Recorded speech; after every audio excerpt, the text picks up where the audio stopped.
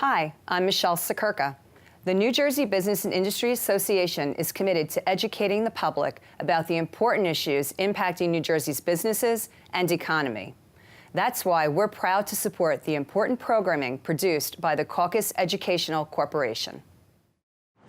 This special edition of One-on-One with Steve Adubato is brought to you from the Tisch WNET studios at Lincoln Center. Funding has been provided by Rowan University, educating New Jersey leaders, partnering with New Jersey businesses, transforming New Jersey's future. Josh S. Weston, Virtua, Partners for Health Foundation, partnering to make our communities healthier, better places to live. Prudential Financial's Global Communications Department, TD Bank, and by Verizon. Promotional support provided by the New Jersey Business and Industry Association and by Observer New Jersey Politics. This is One-on-One. I'm an equal American just like you are. The jobs of tomorrow are not the jobs of yesterday. Look at this. You got this? Here it is, man. Look at that. Life without dance is boring. When you first heard that they were doing Charlie Rose and Gayle King, didn't you go, what? Do you enjoy talking politics? No. People call me because they feel nobody's paying attention. Our culture, I don't think, has ever been tested the way it's being tested right now. Such a good question. High five. Hi, I'm Steve Adubato. Welcome to the Tisch WNET studio here in the heart of Lincoln Center. It is our pleasure to welcome Dan Abrams, founder of Abrams Media and also Chief Legal Affairs Anchor at ABC News. Good to see you, Dan. Good to be with you, Steve. You are doing all kinds of interesting things. Let everybody know that even though the ABC studio is across the street, what kind of work you do there? So I'm the big legal guy there. I do the legal stories for ABC News, do Good Morning America most mornings, talking about whatever the legal story is of the day. It could be anything from a sort of tabloid headline type of a criminal story to the most serious cases involving the Supreme Court, et cetera. So it's a wide range of stories that I'm doing, and then doing the rest of the ABC shows, 2020, Nightline, World News, et cetera. So it's interesting and fun. But that's not enough for you. Nope. No, it's not. No. And I've known you for a long time, and your entrepreneurial spirit, let's say, beyond your broadcast skills, clearly gets the best of you. Let's talk about some of the other activities. The initiative that you've been involved in for over a year, talk about it. It's 24/7 court. Right. So it's called Law News with a Z is the name of the website.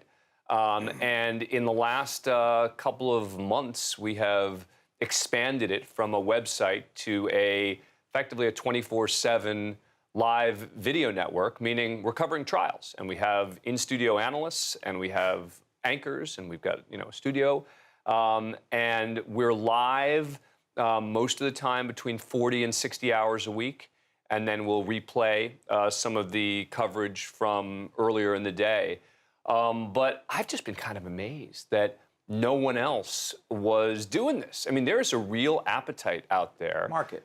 Yeah. Real market. For people who love to watch trials. And look, there's both the sort of, I don't want to call it the entertainment aspect of it, but it is entertaining at times to watch trials.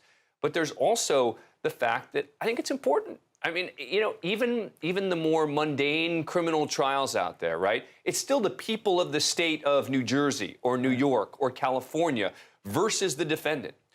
We have the right to see what prosecutors are doing in the name of the taxpayers of the state of blank. Even a responsibility. Yeah, and so, look, courtrooms were built with galleries back in the old days. People used to come. That was what they would do.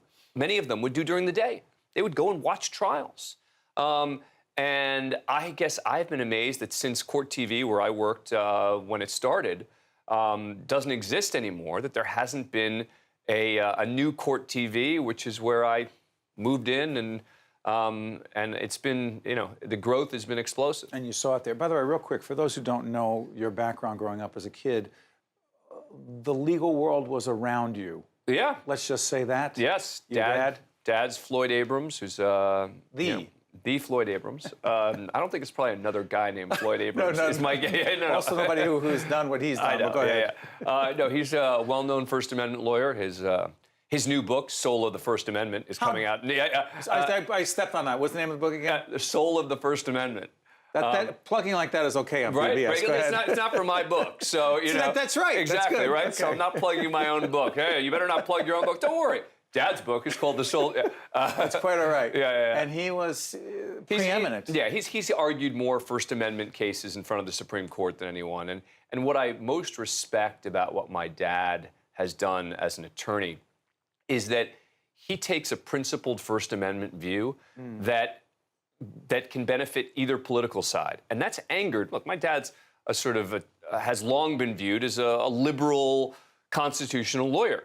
And yet now he represents Mitch McConnell for free in this for free in the Citizens United case. And all of these, all of his liberal friends start accusing him of heresy. And his position is you guys are looking at the policy result, not the constitutional principle behind it.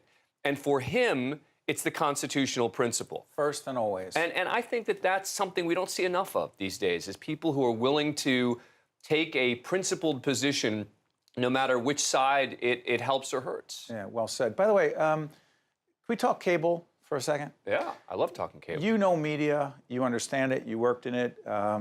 You actually, full disclosure, hired me way back in the day, in 2007. You ran MSNBC 2007, 2008.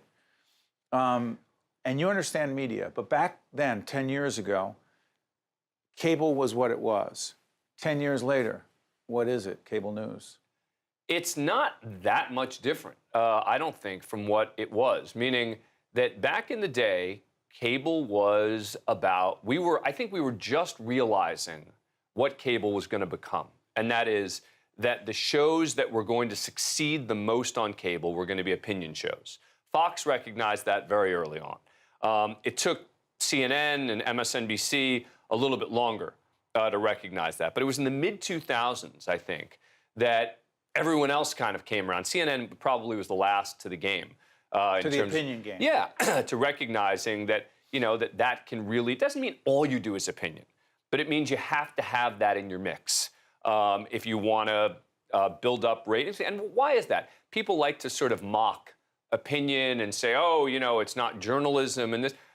Look, newspapers have had op-ed pages and editorial pages forever. And the notion that cable news channels shouldn't also have that, in fact, shouldn't have more of that, I think is a mistake, and I think it's an unfair criticism. But the downside of that, devil's advocate, Dan, is that those who are looking for that, who have certain political opinions, clearly, you know where I'm going here, go to where they want to go to reinforce what they already believe, and stay away from stations that may have a different perspective with different opinions, and therefore, all it does is reinforce what they already believe, as opposed to, God forbid, don't confuse me with any other facts.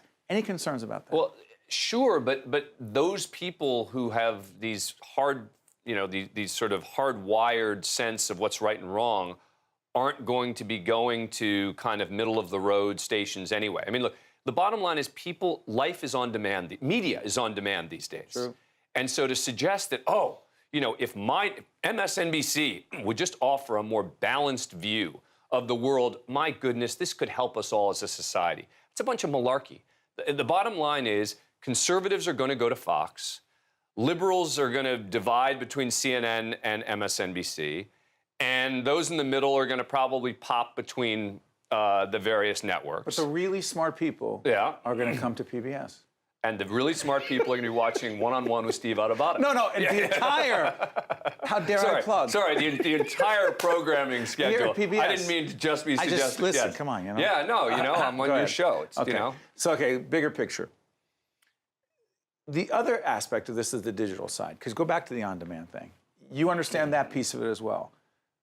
Do you see a period of time down the road where people literally watching old school on their televisions is somehow coming to an end anytime soon because people are looking for it in all other forms? No, I think they'll still be watching on screens. A lot of it's going to be in mobile, but I think that people will still watch things on screens at home, but it won't be delivered in the way that we currently get it, meaning as much through broadcast networks, cable networks. It's going to be more on-demand choices, and that's going to include a whole new range of program. You know, one of my websites, Mediaite, covers... Big, huge. By the way, tell everyone again, can we put up the site? Because I know I get a lot of great stuff from there as well. Yeah, Mediaite. And, Right. you know, look, the next phase of Mediaite will eventually be a video play, the way Law News has done that.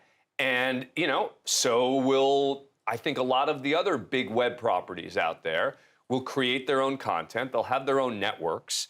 And so suddenly people who might have gone to, you know, a cable network like, you know, CNN or MSNBC, they might say, oh, I want to go to a BuzzFeed's network. Instead, younger people in particular don't watch cable news. I mean, when you look at the average age of people who are watching cable news, Older and older. it is old. So younger people may go to BuzzFeed or Mediaite as their primary source. Well, and they'll look for clips. They'll see the clips from cable news, but the notion that young people are, you know, I love it when people, you know, when cable news executives talk about, oh, you know, we really got to try and get a younger audience. Yeah, we want to get them to be 60. You know, That's how. as opposed to 70. I mean, you know, younger for cable right now is pursuing 50 to 60. You want to try to get 30 to 40? happening. It's not going to happen. All right, real quick, big subject. Give me 2 minutes on this. The media in the age of Trump or Trump in the age of media. Take it whichever way you want. Look, Donald Trump has declared war on the media, and his administration has done that. Now, I don't know exactly how that's going to manifest itself. So far, we've seen it in words. We've seen articles, stories they don't like being characterized as fake news or sort of broad insults. The New York Times, the failing New York Times, even though the New York Times is making more money now than they've made in a long time, thanks to Trump, et cetera. So, you know, up to this point, it feels like a lot of talk. Even if some are banned with their questions in You know, a presser with... I got to tell you, the White House, I know that, like, those of us in the media bubble get obsessed with the White House press conference. Overblown? I just think the big picture, of my concerns about this administration, who gets to ask questions at the White House daily press briefing is not anywhere near the top of them. My concerns are more big picture, which is, are they going to try to, you know, go after journalist sources in a lot of cases in a much more aggressive way than we've seen in the past? I think it's bad for the media that so many people now don't trust, obviously, trust them. They don't trust the media. And that's not Donald Trump's fault, by the way. I mean, he hasn't helped. But we haven't helped ourselves. We haven't helped ourselves. And look, and this goes back to your point earlier about the fractured media, because you got one side saying the other side's all, you know, full of it. You got the other side saying they're full of it. And then people who are watching each one are saying, yeah, throwing up their arms and saying, I don't know what to believe. And of course, you know where to go to find the real news. One-on-one with Steve Adubato? No, just PBS. Oh, all right, yeah. By the way, check Dan Abrams, founder of Abrams Media, chief legal anchor over at ABC News. Also, Law News, right? Yeah, with a Z. With a Z. And Mediaite, great resource. Dan, I can't thank you enough. Appreciate Good to be with you, coming in. Steve. Good stuff. Stay right there. Yeah. We'll be right back, one-on-one from here in Lincoln Center. To see more one-on-one with Steve Adubato programs, visit us online at steveadubato.org. If you would like to express an opinion, email us at info@caucusnj.org. Find us on Facebook at facebook.com/Steve Adubato PhD and follow us on Twitter at Steve Adubato. We finally got her in the studio. She is Barbara Corcoran, author of Shark Tales and one of the stars on Shark Tank on ABC, Fridays at... 9 o'clock, 8 Central. Come on. Put that out there. Put that out there. And by the way, and I also catch it on CNBC, the reruns, Yep. which are just as good. You can't even tell the difference, right? It's great stuff. How you doing? I'm doing fine. How long have you loved what you do in your professional life? My whole life. I had never had a job I didn't like. I liked the waitressing, the hot dog salesman, the nurse's aide. I liked the whole shooting match. As long as I was working and I wasn't doing reading or writing, I was happy. Where'd you come from? Where'd you grow up? Edgewater, New Jersey, which is right across, as you know, the bridge, right? Shot from here, a few miles. Growing up, were you encouraged to be as entrepreneurial as you clearly are? No, we kind of got an early education, not on being entrepreneurial, but on holding your part of the bargain, doing the work at home. I had 9 sisters and brothers, so the 10 of us all had jobs. We all helped out with the family. Even when we went out to work, which we were all working very early in part-time jobs, I started working when I was 11, and that was pretty common among all my siblings. And so I don't think I was ever encouraged to be entrepreneurial in any way, but we were encouraged to be independent just by virtue of being 1 out of 10. You don't get a lot of attention from your parents when you're 1 out of 10, and you assume a role in a large family, which is like your own town. And so you kind of grow up a little bit earlier or a little bit more responsibly, I think. Word is, Barbara, that you were a great student. A great student? I'm joking. Well, good. We can let that rumor rip if we want. Yeah, Were you a great student?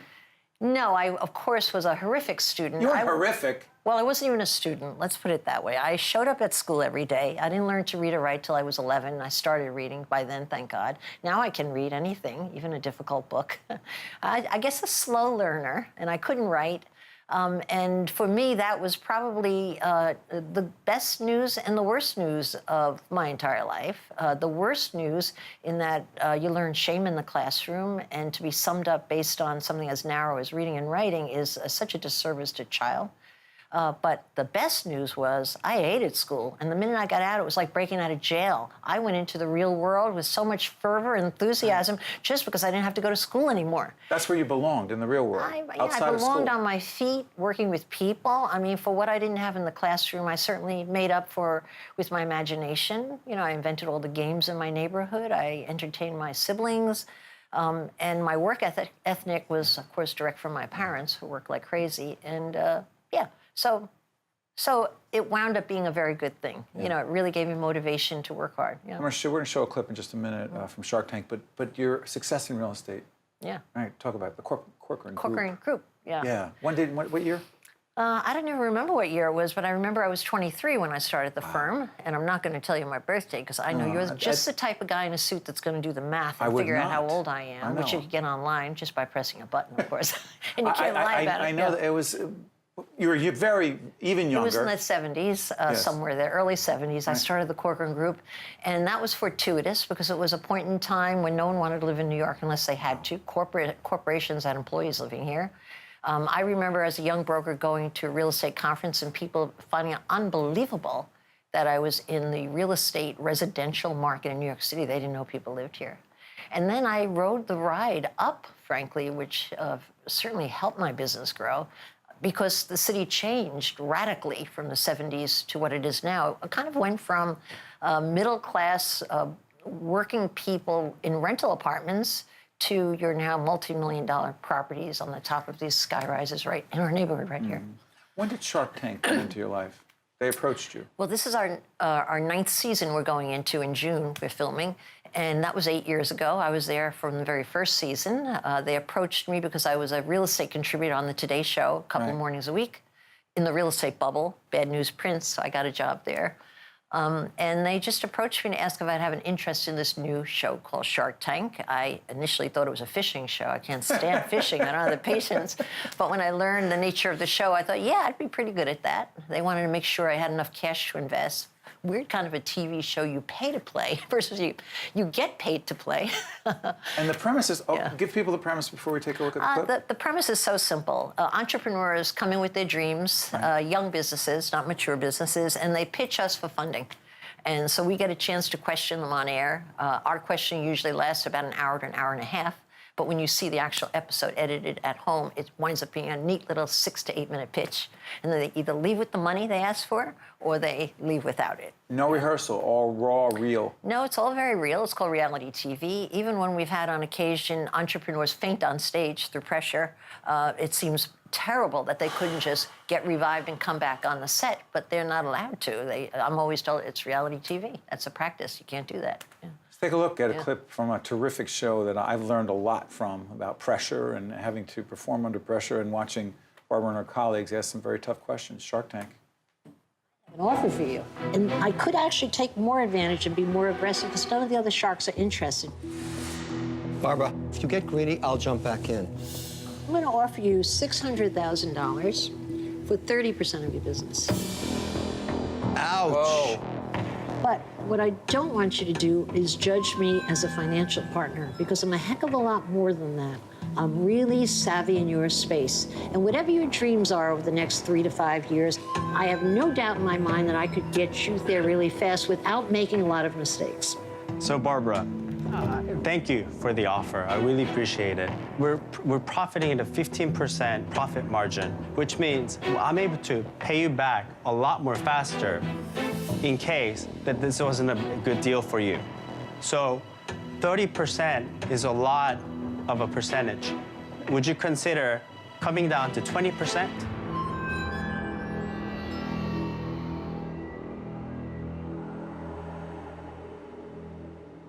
You got yourself a deal.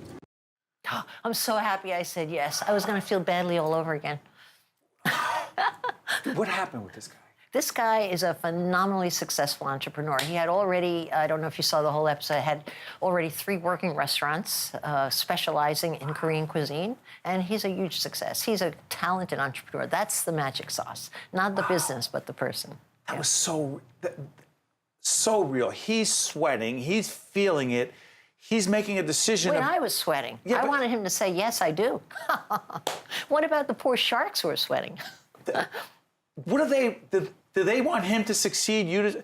Are they rooting against you? It depends. You know, if a shark isn't interested in a deal, yeah, they're rooting for anybody who wins, basically, and they're observing. But if a few sharks are interested, which is generally the case on most of the deals, they're not rooting for you. We're competitors. We're friends. We're friend enemies. Is that the new word out there? That's yeah, what I we saw are. Mark Cuban last night. I was watching a rerun on CNBC of you and Mark Cuban going at it in a very respectful way. And you had a deal on the table with these 2 young women that were trying to do something, and he did. What did he do with you? Oh, don't tell me he did the stupid 30-second clock from basketball days. Yes, he did. I hate that clock. It puts me under such pressure, and people always go with him. The minute he says, I'm going to give you 30 seconds on a clock to decide, I'm like, I lost the deal. He did that. That's what he did. It makes me panic. Yeah. And he always said, but I have such great respect for you, Barbara. Yeah, what good is that? That's an insult as you go out the door. That's like I asked your sister on the date, but you're really a nice person. That's what that is. It is very competitive. Yeah, it is. Yeah. This book. Yeah. Question, because I'm a student of leadership, I'm a student of business. I'm always in the business of trying to have lessons being Oh, I offered bet out you there. can teach more than you can listen. Oh, Would be my guess. One thing I learned is get smarter people on the show than I am. Question. 3 lessons about succeeding in business for men, but particularly for women. You're talking about businesses of your own? Or Yes, working? entrepreneurial, entrepreneurial stuff, yeah. 3 lessons. I hate when people ask me the most thing, the 3 this. Okay, let me just tell you one. what comes to my mind. Number 1, focus on what you do well. So many people start a business and try to do everything from the get-go. I think you really have to know yourself, what your gifts are, and do a lot of it, and try to find some other sucker to do the stuff that you are not good at. That's the truth. That's what makes a great partnership or good delegation. Whereas most people hammer away at everything thinking you have to be good. No, I knew what I was good at building my business. I was great at marketing. I was great at recruiting people. And that's what I did almost from my 3rd year in business only. I focused on that. That would be 1. Focus on what you're really good at. Everybody's got a gift. You just have to figure out what your gift is and hammer away at it. That's what I think. But you also diversified later on. In which regard? Television. It's all the same. You know what television is? Or at least my role on Shark Tank? It's judging people and recruiting them if you like them. It's no different than what I did at the Corcoran Group. I recruited talent, kept them happy once they were in my stable so that they never ever wanted to leave, because that's expensive and counterproductive. And I do the same thing with Shark Tank and my entrepreneurs. I'm doing the same thing all over again, okay? And marketing, I'm good at that. I can help them with the marketing. I interrupted you. Second skill. Oh, second skill. Tip. I would say before you go into business, ask yourself how good you are at handling a kick in the gut and rejection, because that is the major card that divides the people that have succeeded very well on Shark Tank that I've invested in and the people who have fallen to the wayside. Some people might have better education, Harvard MBA. They really are intellectually much more capable than the other guy. But I always succeed with the guy that can take a kick in the gut and doesn't have the ability to feel sorry for themselves. It's the ability to feel sorry for yourselves that is the damnation of most people in business, I find. Yeah. How about this one? I wrote a book on leadership I'm called so Lessons. happy you let me get away with 2, and I'm happy with it because I can't think of a third, but go I'm ahead. going to twist it up, girl. I got 30 right. seconds left. I wrote a book called Lessons in Leadership, the greatest lesson in leadership you've learned. A little bit different. A lesson in leadership. You can make people rise to the occasion. I learned this from Bernie Mendick, who I was trying to think of a solution to a tremendous financial problem he had as a developer. A great guy, honorable man. And when I couldn't think of the solution, he simply said to me, "You're a smart girl, you'll figure it out." And what do you think? I thought of a phenomenal solution, made $1 million in the depth of the Depression, took him out of his problem, took me out of my problem, and it was just his vote of confidence. I have gotten very acutely wrong English, acutely aware of pushing someone that people are smarter than they think they are. Well said. Shark Tank can be seen Friday nights, 8 o'clock. 9 o'clock, 8 Central Time. Well said. Barbara, thank you so much. You My honor pleasure. us. On ABC. One-on-One with Steve Adubato has been a production of the Caucus Educational Corporation, celebrating over 25 years of broadcast excellence. This special edition of One-on-One with Steve Adubato is brought to you from the Tisch WNET studios at Lincoln Center. Funding has been provided by Rowan University, Josh S. Weston, Virtua, Partners for Health Foundation, Prudential Financial's Global Communications Department, TD Bank, and by Verizon. Transportation provided by Airbrook Limousine, serving the metropolitan New York, New Jersey area.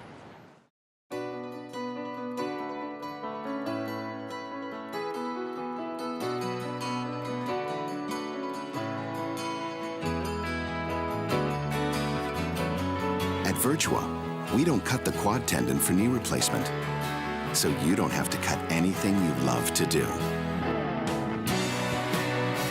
It's what we don't cut that counts. The Virtua Joint Replacement Institute. Visit gotmylifeback.org today.